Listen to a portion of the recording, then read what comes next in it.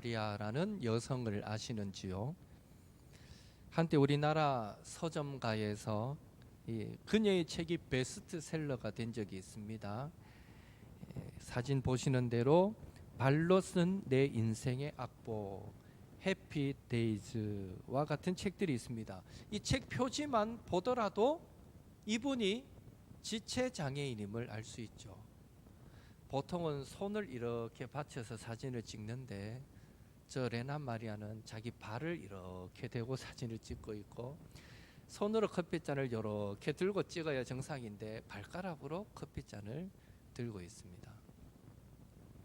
그녀는 태어나면서부터 두 팔이 없고 한쪽 다리는 짧게 태어난 장애인입니다. 이런 딸을 둔 그의 어머니가 해피데이즈라는 저 책의 서두에서 그 어머니가 이렇게 고백합니다. 저는 레나 마리아의 어머니라는 사실이 자랑스럽고 기쁩니다. 나는 그녀를 다른 무엇과도 바꾸고 싶지 않습니다. 저는 세상에서 가장 행복한 어머니라고 생각합니다. 이는 모성에서 나오는, 어머니라면 누구나 자신의 자녀를 향해서 고백하는 그런 입에 발린 말이 아닙니다. 그녀의 어머니가 이런 고백을 하게 된 이유가 있습니다. 다시 그녀의 어머니의 말을 제가 읽어드리겠습니다.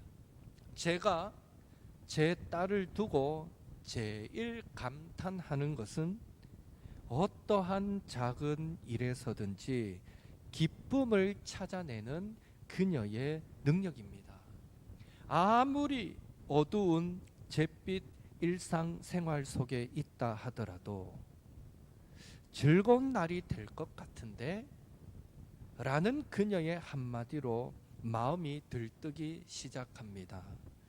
레나 마리아는 이런 특별한 선물을 갖고 태어났습니다. 좌절하고 절망하려고 마음먹으면 그녀만큼 사실 우울하고 비관할 여인이 어디 있겠습니까?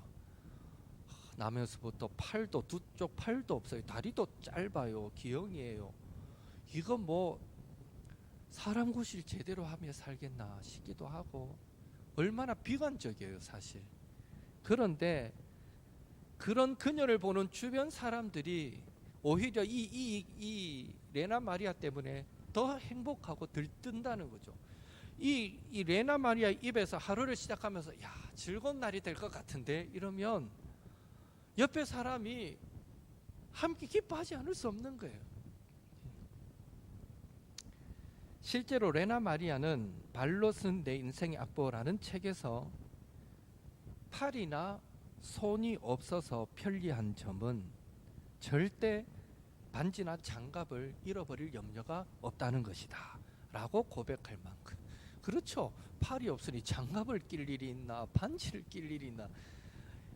나는 팔이 없어서 반지 한번 못 껴 너무 우울해가 아니라 나는 반지를 잃어버릴 일이 없어, 팔이 없어서, 이렇게 긍정적으로 생각한다는, 그만큼 긍정적인 시각을 가졌던 사람임을 알 수 있고요. 그런 점에서 그녀가 얼마나 작은 것에서 기뻐하고 감사하는 삶을 살아가고 있는가 하는 것을 우리는 새삼 느끼게 됩니다. 저는 레나 마리아와 그녀의 어머니의 그 짧은 고백이 있기까지 그들이 얼마나 하나님 앞에서 훈련받고 연단받았을까를 생각해 보았습니다. 우리는 책으로 읽을 때 잠시 몇 구절 읽고 지나가지만 그 몇 구절이 기록되기까지 그 엄마와 딸이 겪었을 그 험난한 과정은 정말 이런 말로 표현할 수 없을 것입니다. 결단코 쉽지 않았을 것입니다. 그러나 그 연단 가운데 이제는 그 누구보다도 더 자신을 사랑할 줄 아는 사람으로 레나 마리아가 새롭게 태어났다라는 사실이 얼마나 저에게 도전이 되었는지 모릅니다. 레나 마리아처럼 어떤 상황에서도 자기 자신을 사랑하는 것, 그것은 결코 쉬운 일은 아닙니다. 오늘 저와 여러분은 얼마나 자기 자신을 소중하게 여기시고 또 사랑하고 아끼고 계십니까? 다른 사람과의 비교에서 느껴지는 초라함 때문에 자신의 가치를 스스로 깎아내리고 하나님의 사랑을 받기 위해 태어난 존재이면서도 자신을 사랑하지 못하고 있지는 않는지 우리 자신을 돌아보아야 할 것입니다. 오늘은 우리는 특별히 성도는 왜 자기 자신을 사랑해야 하는가에 대한 이유를 말씀을 통해서 우리가 함께 살펴보며 잠시 은혜 받는 시간 되기를 원합니다. 오늘 본문에 등장하는 사람은 모세입니다. 여러분 모세 잘 아시죠? 어떤 사람입니까? 모세는요, 이스라엘 백성이 애굽에서 노예 생활한 지 약 400년이 지나갈 쯤에 이스라엘 가정에서 태어난 히브리인입니다. 또한 모세가 태어날 당시 애굽의 바로는 이스라엘 자손의 숫자가 급격히 증가하는 것에 두려움을 느낀 나머지 이스라엘 백성의 산하 제한 정책을 펼치게 되고요. 그래서 남자아이, 사내 아이가 태어나면 다 죽이고 여자아이가 태어나면 살려둘 때입니다. 그런 때에 이 모세는 태어나서 죽임을 당하지 않고 살아남은 기적의 사나이입니다. 그리고 모세는 애굽 왕 바로의 공주의 아들로 입양까지 되죠. 입양되어 화려한 궁중 생활을 하며 애굽의 최신 학문까지 배운 사람입니다. 비록 출생 당시 그 시작은 위태했지만 하나님의 은혜로 남 부러울 곳 없는 자리에까지 오른 사람, 바로 그 사람이 모세입니다. 그러나 한 번은 어떤 애굽인이 이스라엘 사람을 때리는 것을 보고 자기 동족을 돕다가 그만 이 애굽 사람을 죽이고 맙니다. 그 사건을 계기로 모세는 자기가 지금껏 누려왔던 그 모든 화려한 삶을 다 뒤로 한 채 광야로 도망하게 되었고요. 그 광야에서 미디안 제사장 이드로의 딸 십보라와 결혼해서 가정을 이루고 자녀를 낳고 양을 치면서 40년간 죽은 듯이 살아가고 있었습니다.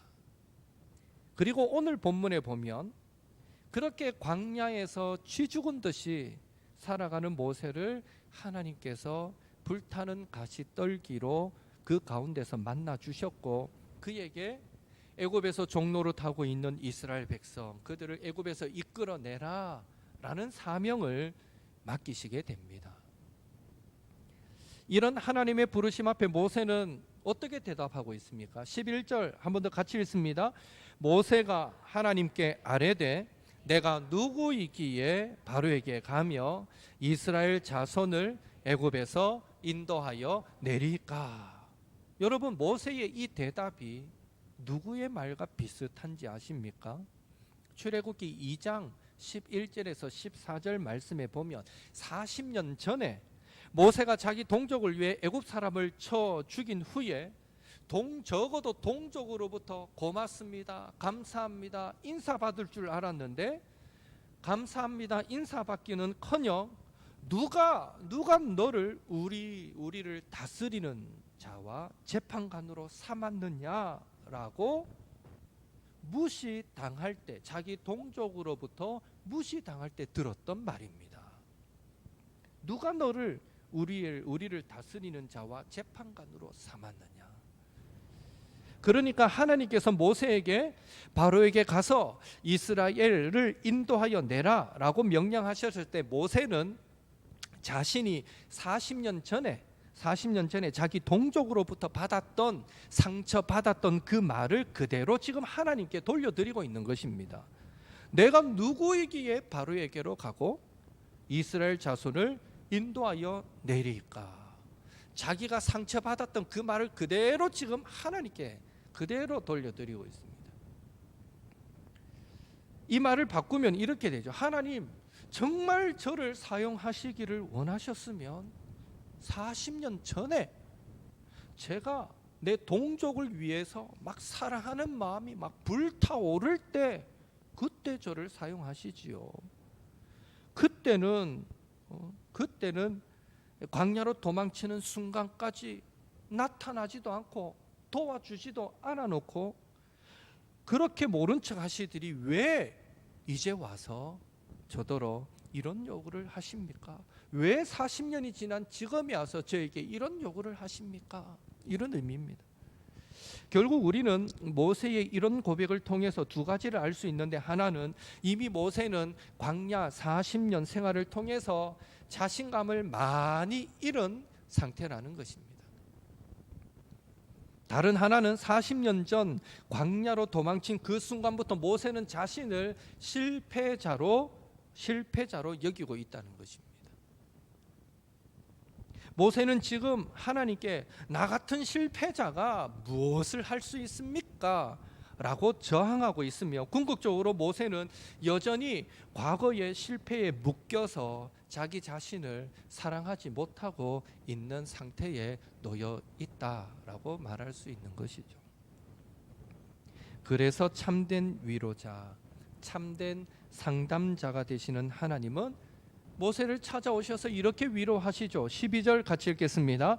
하나님이 이르시되 내가 반드시 너와 함께 있으리라. 내가 그 백성을 애굽에서 인도하여 낸 후에 너희가 이 산에서 하나님을 섬기리니 이것이 내가 너를 보낸 증거니라. 내가 반드시 너와 함께 있으리라.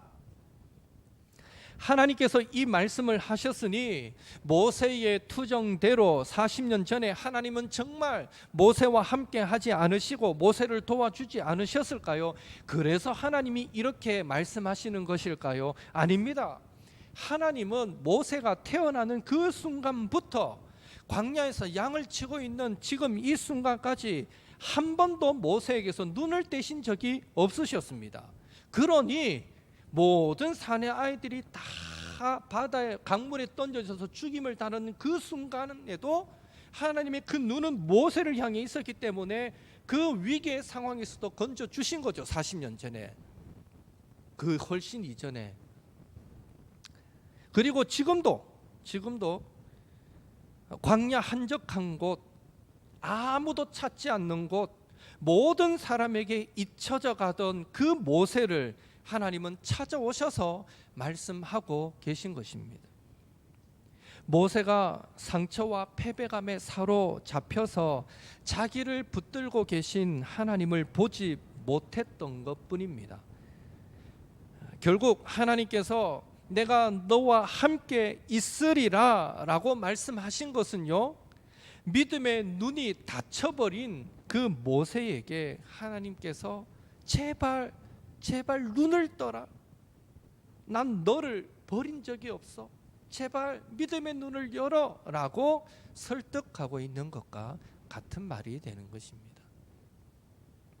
이런 방식으로 하나님은 이 핑계 저 핑계 대며 애굽으로 갈 수 없다고 계속 오늘 읽은 말씀 이후에도 4장 초반까지 계속 모세는 거절하거든요.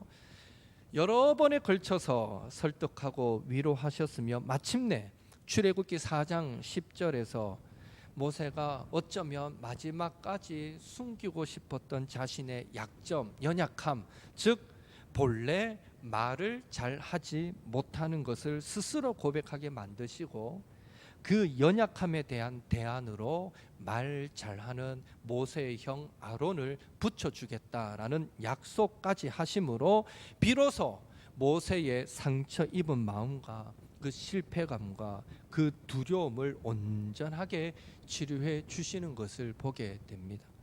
이 모든 과정이 있은 후에야 드디어 모세는 예 알겠습니다 하고 그의 장인 이드로에게 돌아가서 자신이 하나님께 받은 사명이 이것입니다 라고 말하게 되고 하나님의 명령을 받들어 애굽으로 떠나게 되었던 것입니다.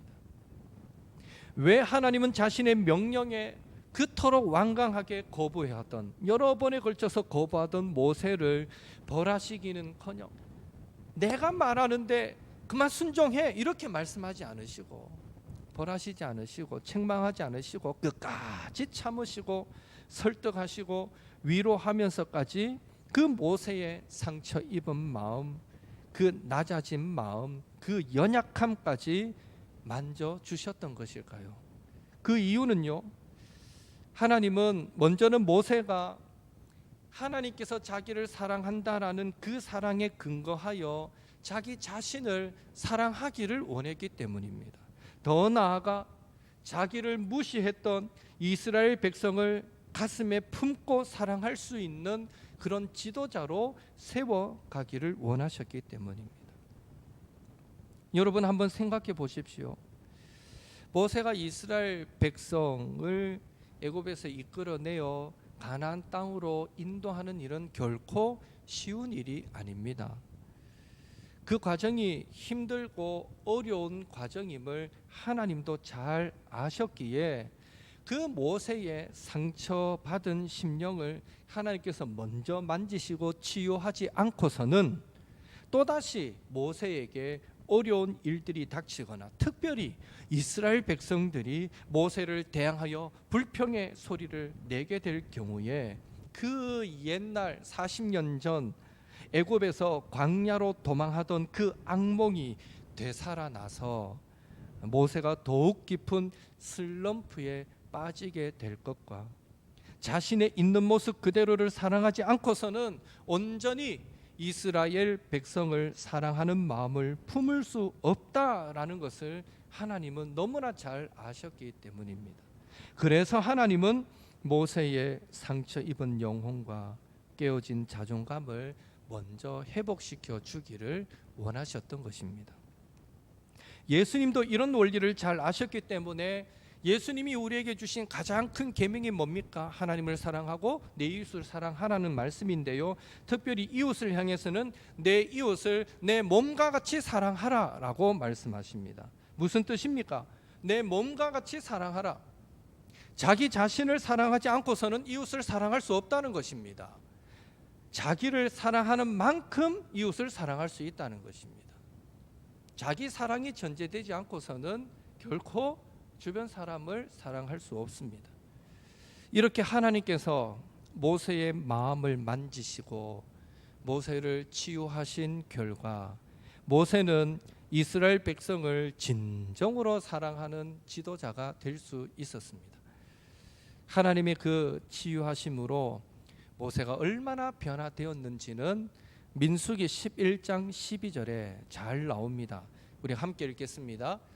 이 모든 백성을 내가 배웠나이까, 내가 그들을 낳았나이까, 어찌 주께서 내게 양육하는 아버지가 젖먹는 아이를 품듯 그들을 품에 품고 주께서 그들의 열조에게 맹세하신 땅으로 가라 하시나이까.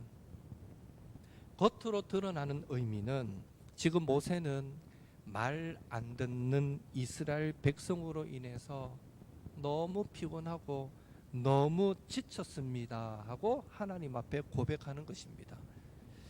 그러나 좀 더 깊이 묵상해 보면 모세의 이 고백은 자신이 지금껏 이런 마음으로, 즉 영적인 아버지의 마음으로 이스라엘 백성을 품고 인도했다라는 의미가 되는 것입니다. 옛날 같으면 백성들이 문제를 일으키고 모세의 마음을 상하게 만들고 심지어 돌로 쳐서 죽이려고 하는 상황을 만나면 모세는 회피해버리고 도망가고 말았을 텐데, 이제는 끝까지 이스라엘 백성을 품고 하나님께 기도하는, 백성을 사랑하는 그런 지도자가 되었던 것입니다. 우리가 처음에 던졌던 질문, 우리는 왜 자기 자신을 사랑해야 합니까? 라는 그 질문에 대한 이유는 명확해졌습니다. 첫째로, 어떤 상황에서도 날 향한 하나님의 뜻을 온전히 이루기 위해서입니다. 둘째로, 내 이웃을 내 몸과 같이 사랑하기 위해서입니다. 이 모든 것이 바로 하나님께서 나를 사랑하신다는 확신 위에 내가 내 자신을 사랑할 때 가능한 일인 것입니다. 제 말씀을 정리하겠습니다. 여러분은 자기 자신을 얼마나 사랑하십니까? 이미 하나님은 여러분의 모든 죄를 용서하셨고 우리의 있는 모습 그대로를 받아주셨고 우리를 향해 사랑한다라고 고백하고 계시는데, 우리 한 사람 한 사람을 택하신 족속, 왕같은 제사장, 거룩한 나라로 여겨주시는데, 하나님은 그렇게 우리를 인정하시고 사랑하시는데, 혹시 여러분은 스스로 자기 자신을 그런 가치 있는 존재로 여기지 못하고 있는 것은 아닌지요? 이 레나 마리아를 통해서 하나님께서 큰 일을 하실 수 있었던 것은, 레나 마리아가 하나님을 위해 큰 일을 할 수 있었던 것은 초라하지만 연약하지만 그녀가 자신을 하나님 안에서 사랑받기 위해 태어난 존재, 지금도 하나님의 사랑을 받고 있는 존재임을 확신하였기 때문에 그는 하나님 앞에 크게 쓰임받는 사람이 될 수 있었습니다.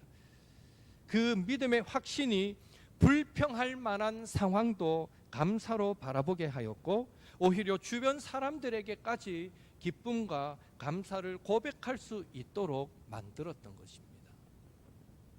스바냐 3장 17절에 의하면 하나님께서 우리로 인해서 기쁨을 이기지 못하시고 우리를 잠잠히 사랑하시고 우리를 즐거이 부르고 우리로 인해 즐거이 노래 부르고 기뻐하신다 하시는데, 우리가 우리 자신을 사랑하지 못할 이유가 어디 있습니까? 하나님이 우리를 그렇게 사랑하시고 우리 때문에 기뻐서 노래 부르신다는데 우리가 우리를 사랑하지 못할 이유가 어디 있을까요? 그런 의미에서 먼저는 있는 모습 그대로의 자기 자신을 더욱 아끼고 사랑하시는 우리 옥토의 모든 성도님들이 되시기를 바라고요. 더불어서 하나님께서 우리를 사랑하시기에 우리에게 좋은 것 주시기를 원하신다 라는 것을 믿음으로 디모데전서 4장 4절에 하나님께서 지으신 모든 것이 선함에 감사함으로 받으면 버릴 것이 없다 하였는데, 매사에 우리에게 주어진 모든 환경, 모든 상황을 믿음으로 받아들이시고 감사하며 그 속에서 최선을 만들어 가실 하나님을 더욱 기대하고 그 하나님께 기도하며 그 하나님을 기다리는 삶을 살아가시기를 바라고요. 그런 우리의 삶이 레나 마리아처럼 주변 사람에게 선한 믿음의 영향력을 끼쳐서 상처 입은 심령들을 치유하고 회복하고 그들에게 참된 소망을 주는 일에도 귀하게 쓰임받는 저와 여러분이 되시기를 예수님의 이름으로 축원합니다.